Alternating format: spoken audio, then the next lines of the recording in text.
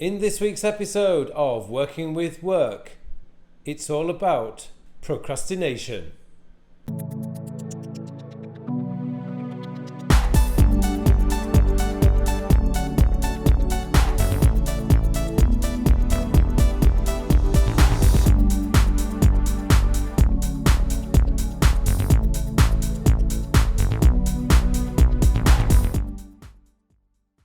Hello and welcome to episode 17 of my Working with Work series. And in this week's episode, I'm going to talk to you about a requested topic, which is the topic of procrastination. Now, procrastination is one of those little evil things because the way our mind is working, the way our mind works is to tell us that whatever we're doing right now is not procrastinating. And yet, if you're not doing the work that you have to get done right now, on the work that you should be doing right now, then you are procrastinating. Now, procrastinating can come up in all sorts of different forms. And for all of us productivity people and time management people, if you have an interest in that, the number one cause of your procrastination is reorganizing your time management system. Because reorganizing your time management system is just simply a form of procrastination. To me, it's the worst form of procrastination because it's your way. You can convince yourself that if you just reorganize your system or you just try another new application, it will solve all your problems and you will get so much more done. And you know, that is just complete BS, really. I would love to use the full word, but I won't.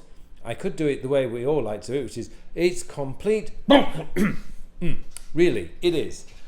Seriously, guys, reorganizing your system, redeveloping your time management, task management system is simply procrastination.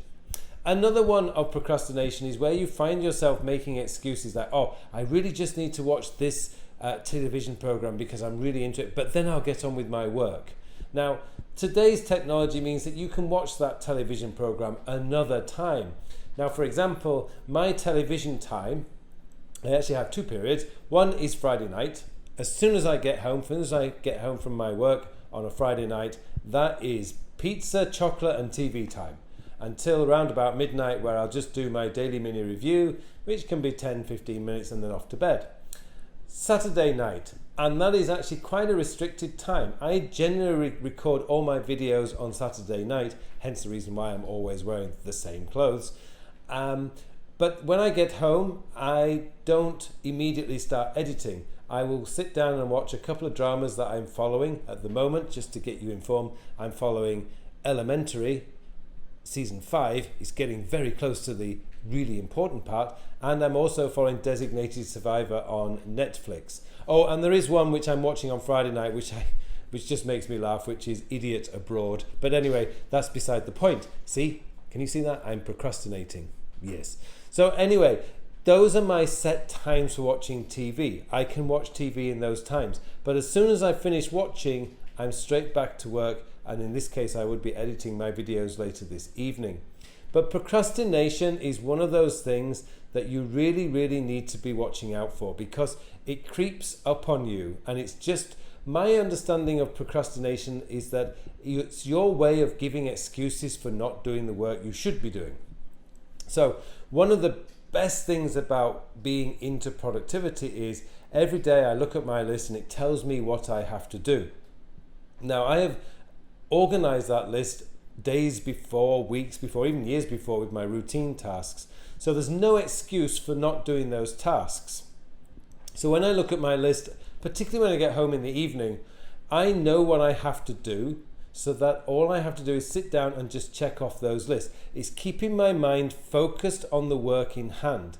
Now, if I do want to spend 30 minutes watching something on TV, or I want to read an article, I want to watch a YouTube video on something I have an interest in, then what I tell myself is, okay, if I complete these 5 tasks, then I can stop and watch that TV show or YouTube video. And this is a way that I overcome procrastination. So I'm quite disciplined with my time. I actually have in mind working times that I want to do. And there's quite a lot of things, particularly administration, that I hate doing. But what I've found is that just giving myself that reward, a YouTube video, an article I want to read, or just taking the dog for a walk, I can do that once I've completed the task that I find myself putting off. And it's to overcome procrastination, it's one of those things that you just have to be aware of when it's happening. But that's a lot easier for me to say than actually for you guys to do. And the way to do it is to be monitoring and watching your to-do list manager. If you find that you've assigned a task to do in the morning, but you've put it off until the afternoon, and then you don't do it in the afternoon and you do it in the evening, well, you've really procrastinated at that point, because when you were thinking about this task, you set the goal to do it in the morning, and now you're doing it in the evening. Now, of course, if your day went crazy and you just didn't have time to do the task, well, that's a different matter.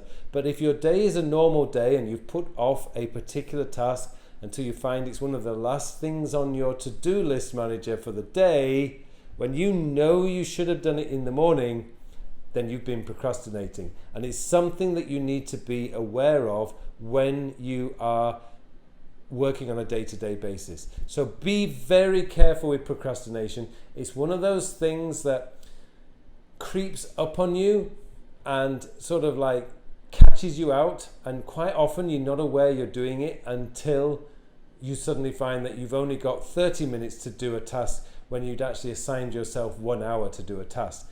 Be very disciplined on the tasks that you're doing. If you are particularly bad with procrastination, my advice would be to use your calendar and to block off time. So say between 5 and 6 p.m. you are going to do your daily admin, come what may, and you're not going to do anything else.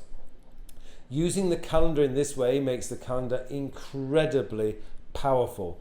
To-do list managers are not that good at that, because unless you're allowing yourself, you're giving yourself time, it might tell you the time to start as Todoist does, and you might allocate 1 hour, but it's not like your calendar, which is a blocked off time zone.